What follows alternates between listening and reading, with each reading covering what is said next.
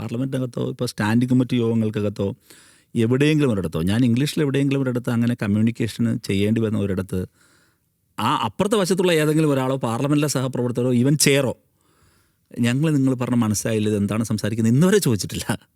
അവർക്കത് മനസ്സിലാവുന്നുണ്ട്, അവരുടെ പർപ്പസ് എൻ്റെ പർപ്പസ് എല്ലാം സെർവ് ആവുന്നുണ്ട്. അപ്പോൾ പലരും എന്നോട് വ്യക്തിപരമായി ചോദിക്കാറുണ്ട് പാർലമെൻറ്റിനകത്ത് മലയാളത്തിൽ സംസാരിച്ചുകൂടെയെന്ന്. തീർച്ചയായിട്ടും മലയാളത്തിൽ സംസാരിക്കാൻ കഴിയാമെന്ന് പറയുന്നത് നേരത്തെ കൂട്ടി തീരുമാനിക്കുന്ന ലിസ്റ്റഡ് ആയിട്ടുള്ള ബില്ലുകളിന്മേലുള്ള ചർച്ച, ആ ചർച്ചകൾക്ക് നേരത്തെ കൂട്ടി പ്രാദേശിക ഭാഷകൾ എഴുതി കൊടുക്കാം.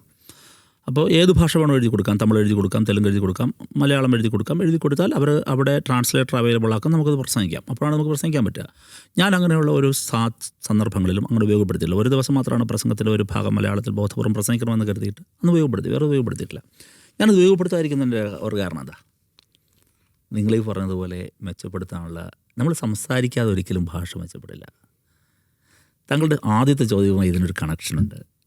എൻ്റെ പ്രവർത്തന മേഖലയായിരുന്നില്ല അവിടെ.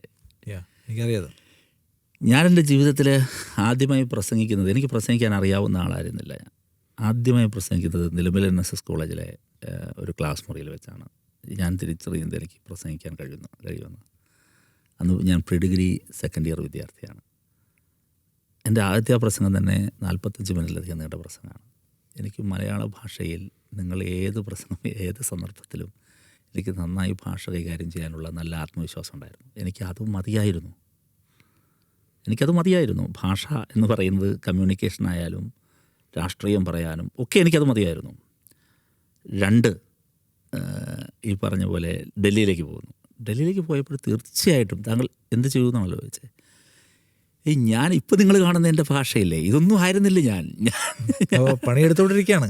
തീർച്ചയായിട്ടും ഞാൻ നല്ല ട്രെയിനിങ്ങിന് വിധേയമാവുന്നുണ്ട്. ഞാൻ എൻ്റെ MBI എന്നെ ഡൽഹിയിലേക്ക് പറഞ്ഞു വിടുന്ന സമയത്ത് DYFയുടെ ഓൾ ഇന്ത്യ പ്രസിഡൻ്റായി പോകുന്ന സമയം മുതൽ തന്നെ ഞാനത് ശ്രദ്ധിക്കുന്നുണ്ട്. എൻ്റെ വായനകൾ തീർച്ചയായിട്ടും പല ഈ രംഗത്ത് പ്രധാനപ്പെട്ട ആളുകളുമായി സംസാരിക്കുകയും അവർ സജസ്റ്റ് ചെയ്ത പ്രകാരമുള്ള വായനകൾ, പുസ്തകങ്ങൾ, ഇംഗ്ലീഷ് പുസ്തകങ്ങളിലേക്ക് മാറി. ഡയറക്റ്റ് ചോദിക്കുകയാണ്, പ്രൊഫഷണൽ ട്രെയിനിങ് എടുക്കുന്നുണ്ട്? തീർച്ചയായിട്ടും എടുക്കുന്നുണ്ട്. അത് ഞാനിപ്പോൾ ഏറ്റവും കൂടുതൽ ഇപ്പോൾ ഞാൻ എൻ്റെ ജീവിതത്തിൽ 3 പേർ എൻ്റെ അത്തരത്തിലുള്ള ട്രെയിനിങ്ങിനായി പല ഘട്ടങ്ങളിൽ എന്നെ സഹായിച്ചവരുണ്ട്.